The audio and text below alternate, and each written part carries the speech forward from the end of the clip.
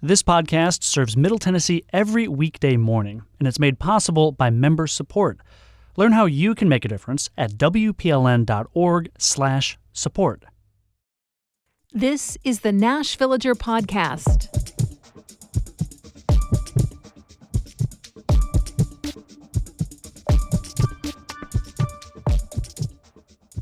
It's August 8th, 2025, and you may have never heard of this, but it's Emancipation Day in Tennessee.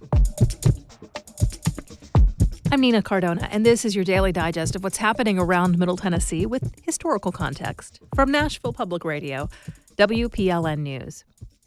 Long before Tennessee added Juneteenth to the list of official state holidays, August 8th was the designated day for this state to commemorate the end of slavery. And it goes back to Tennessee's somewhat unique situation during the Civil War. President Abraham Lincoln issued the Emancipation Proclamation on the first day of 1863. It didn't have the full force of law, but it did cover the areas that were in his direct purview as the military's commander-in-chief. It ended slavery in the areas that were in rebellion to the United States. So from that point on, as the Union Army took over Southern territory, the enslaved people in that zone would be read the proclamation and given their freedom.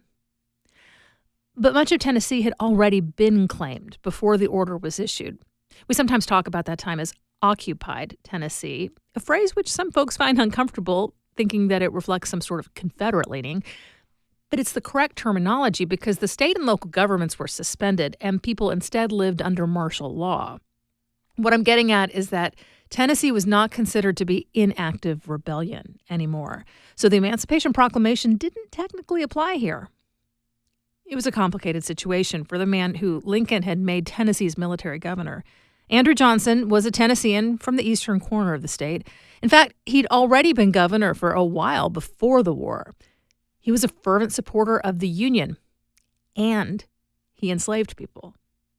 Johnson wasn't a plantation owner or anything, but his home in Greenville was staffed by a handful of people who were enslaved. Now, we do know their names, by the way, with a level of detail that's really unusual for enslaved people. That gives us a rare chance to put a human face on that piece of history.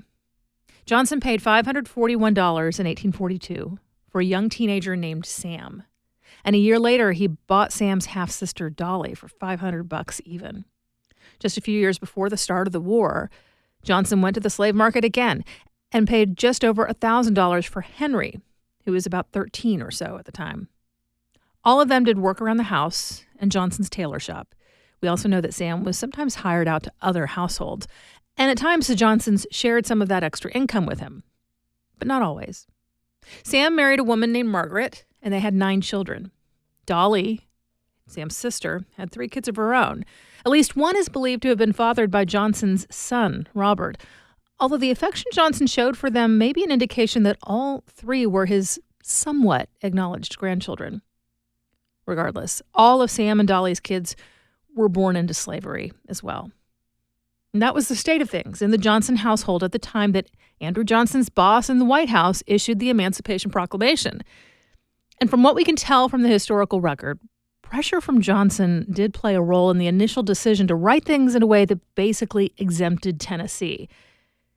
Which makes more sense if you remember that the point of the proclamation wasn't really freedom and doing the right thing so much as it was to threaten Confederate states into surrendering.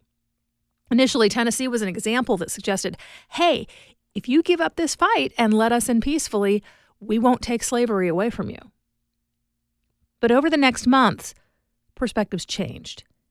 And by August of that year, Johnson was ready to be an example of emancipation. And so on this day, in 1863, he freed Sam, Dolly, Henry, and their families. Johnson offered to pay them as employees if they chose to stick around and continue doing the same jobs.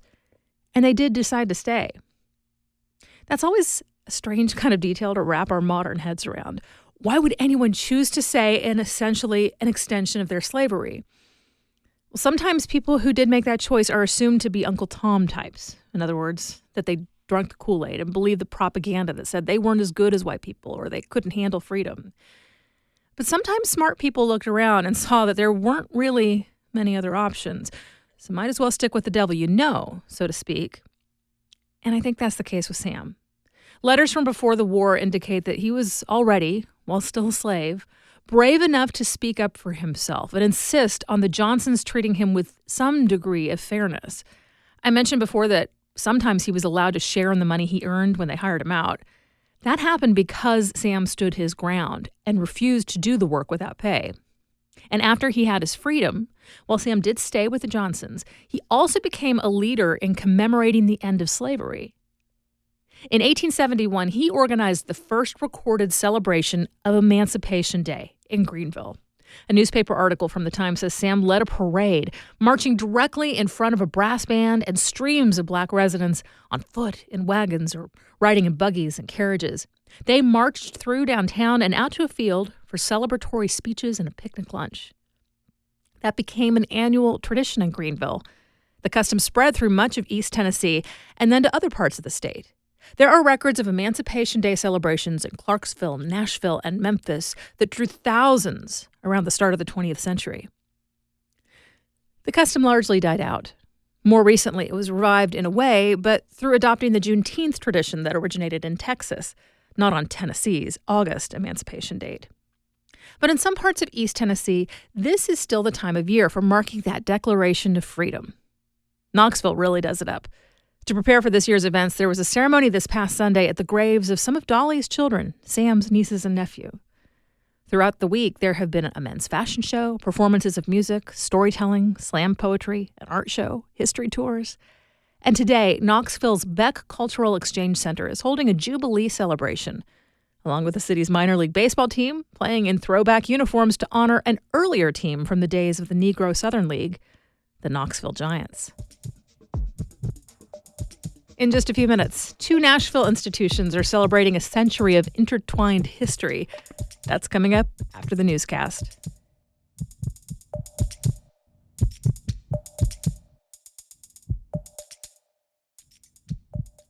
You know how important WPLN News has been to you and your family, and you have seen how high-quality local journalism is necessary to a thriving community.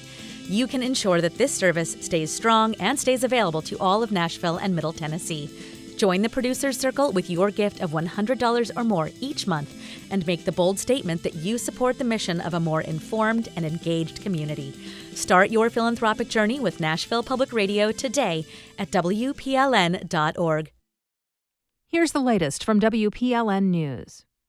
Extreme rainfall is one source of anxiety for a planned tunnel between Nashville's airport and downtown.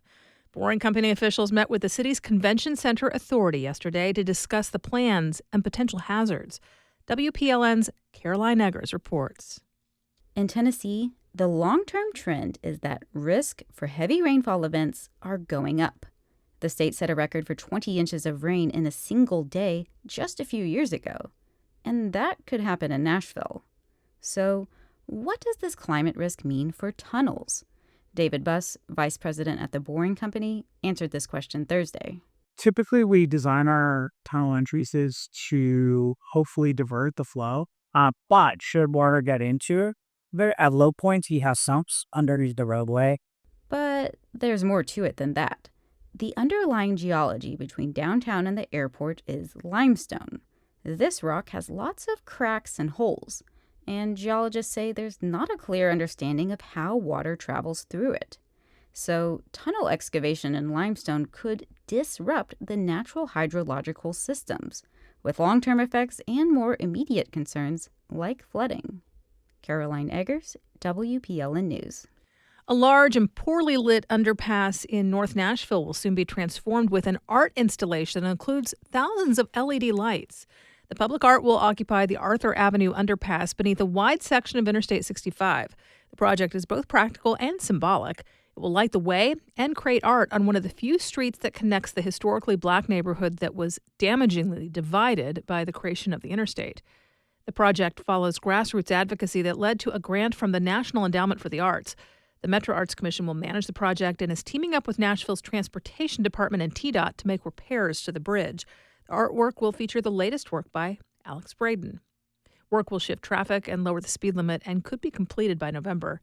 The lights will be in front of a blue background and are designed to feel like the movement of water, and the piece is called Be as Water. Prosecutors plan to seek the death penalty for a Tennessee man charged with killing 4 people late last month. 28-year-old Austin Drummond is accused of killing the parents of an infant found abandoned in West Tennessee, as well as the baby's 38-year-old grandmother and 15-year-old uncle. Drummond is being held without bond. The judge entered a not guilty plea on his behalf and granted him a court-appointed attorney. Well, as Tennessee carried out its second execution of the year this week, Riverbend Prison put up a fence to divide demonstrators outside into what have become 2 standard groups. One side are those against the death penalty, and on the other, typically sparse side, are people for it. Sometimes there's only one man in favor, Rick Lawdy.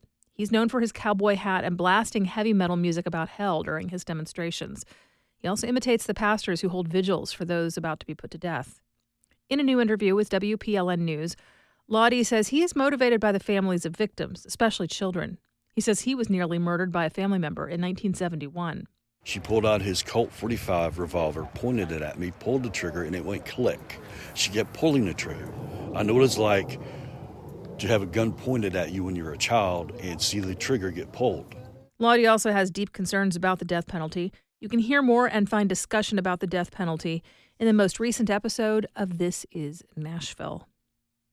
Nashville's housing market has been showing more activity this summer than earlier in the year. Home sales were up 3% in July compared to the same month last year. That's 2 months in a row of growth. Greater Nashville Realtors reports the average time on the market for a single-family home has ticked up to 50 days, and the median price is above $500,000. That's about 5% higher than a year ago. Demolition Day is coming for the cooling tower of a mid-state nuclear facility that never went online. The Tennessee Valley Authority stopped building the power plant in Hartsville in 1979 due to cost overruns. At the time, the tower was left in place because it would cost too much to tear down. In the 46 years since then, the structure's become something of a local landmark.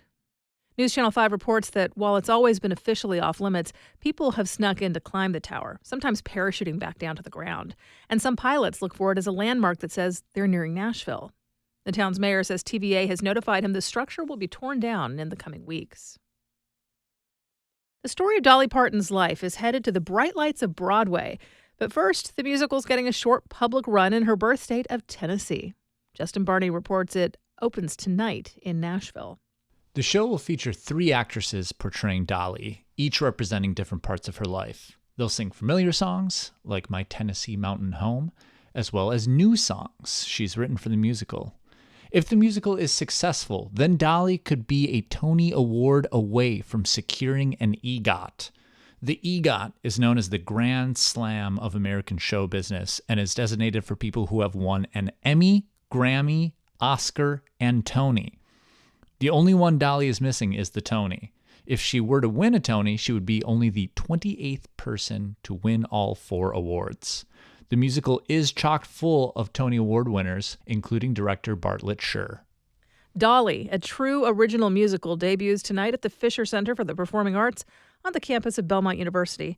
It runs through August 31st. You'll find more news anytime at WPLN.org.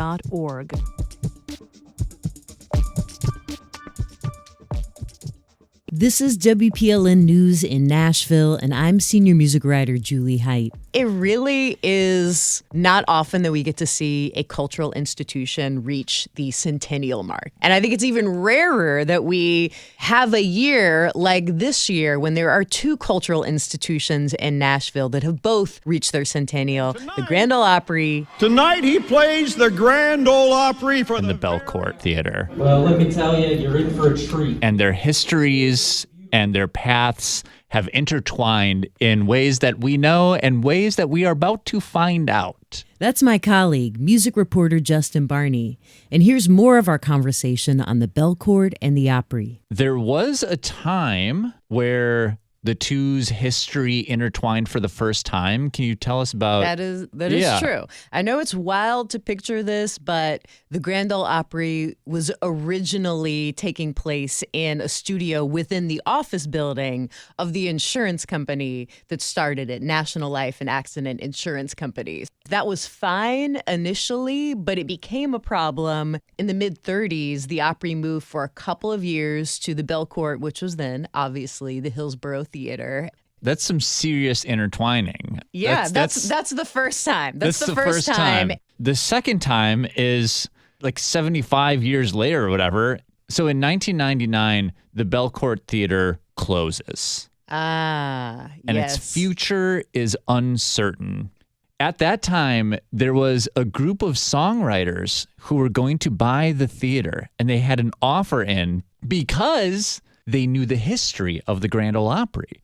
Instead of selling to this songwriter group, Watkins sold to Tom Wills, who is a descendant of William Riley Wills, who started the National Life Insurance Company. Yes. Who started the Grand Ole Opry. Yes. He just bought it so that it wouldn't go away. To me, it seems like the Grand Ole Opry is so well defined. How was it able to define itself so thoroughly?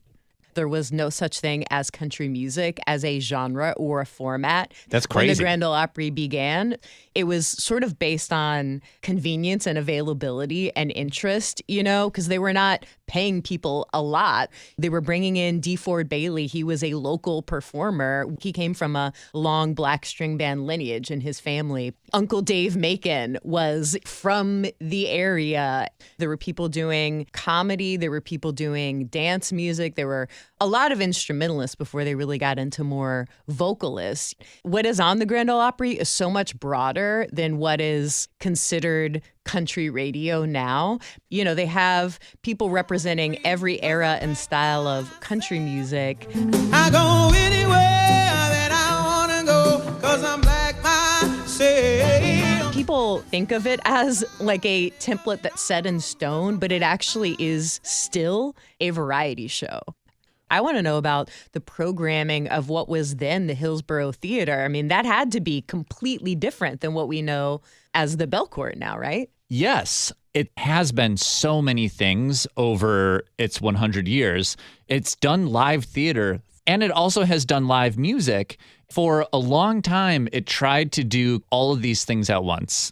The Belcourt spread itself too thin, and it shut down in 97 and 99 because people simply weren't going.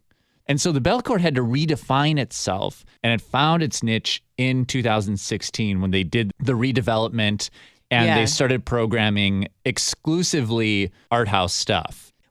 The Opry has changed locations, but also has an interest in preserving culture. The Ryman was the home of the Opry for a very long time. They did decide at a certain point in time that it was in such disrepair that they were actually considering tearing it down. Everyone is glad that they did not, in fact, do that, but they did, in the name of preservation and continuity and symbolism, cut a circle out of the stage floor at the Ryman and take it over to the new stage in the Opry House. I mean, that tangible piece of preservation is something that has become so much a part of the brand that everyone speaks of stepping into the circle as the moment when you enter the lineage and the family of Opry performers. Both places have people who care who are running them, and I think that's like inspiring the things that will make them both live on for 100 more years. It's the Grand Ole Opry, Grand Ole Opry, Grand Ole Opry time. It's the Grand Ole Opry, Grand Ole Opry, Grand Ole Opry time. You're always welcome. That was Nashville Public Radio music reporters Julie Height and Justin Barney in conversation about the cultural institutions marking their 100th anniversaries. You can find out more about their special programming this year in Julie's Opry stories and Justin's Belcourt coverage, and that's at WPLN.org. We do this roundup of Nashville news every weekday. Please consider subscribing on your favorite podcasting app. And thanks so much to all of you who've left 5 stars, a thumbs up, or a review in your app of choice. That little bit of love really does tell the algorithms that more people should hear about us. And of course, everything at WPLN News is listener supported. You can make a donation at WPLN.org. And that's it for today. Thanks so much for listening.